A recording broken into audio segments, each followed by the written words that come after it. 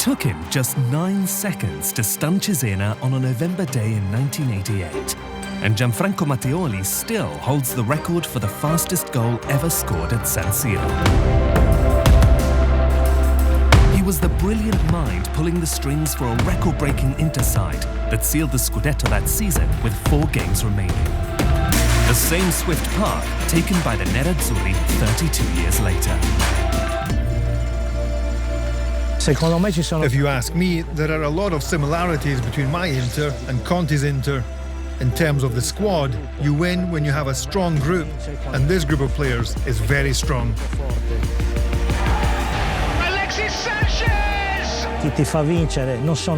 You win games not just with the players starting the match, but it's the players that come on as subs that often make the difference. I also think they handled the important moments very well because Inter really controlled a lot of games much the same way we did in our time. Even the way they handled a lot of their wins, edging the match with the smallest of margins. That was important because those victories came in tough matches or against teams that were really desperate for points at that moment.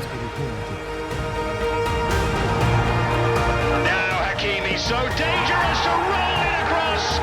Down to break Cagliari hearts.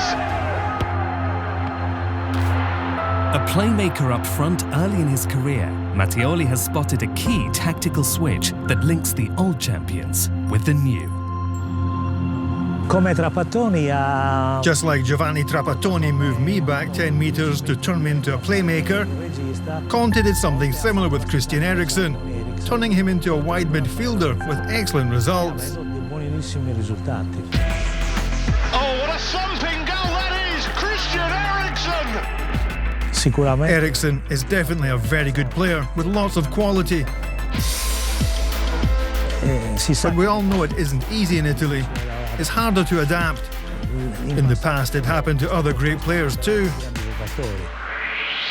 So I think he also needed some time to settle down and adapt before demonstrating what kind of player he really is. Eriksen! It's in! Now 62, Matteoli works for Inter's scouting department in Cagliari and proudly celebrates the Nerazzurri's 19th title on the shores of his native Sardinia. It's hugely satisfying for me to know that even we, those people that work behind the scenes at the club that do this job, have managed to contribute in the smallest of ways to this incredible success.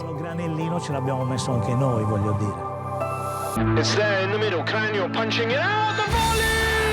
Barella! One of Inter's main men, box-to-box midfielder Nicolò Barella, also comes from the island. And Matteoli spotted his natural talent while he was the director of Cagliari's academy in the early noughties. I first met Barella when he was still a child, because I was a good friend of his uncle. And we used to kick the ball about together with him. And I remember that we often wouldn't let him win, so he would get mad. And he would show that character that he still displays to this day.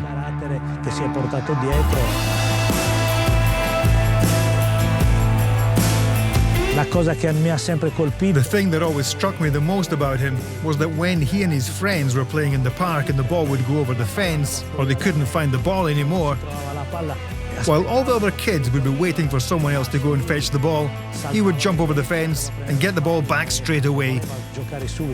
He had this desire to play, which made him stand out from his peers. He would always play with older kids because he was already much better.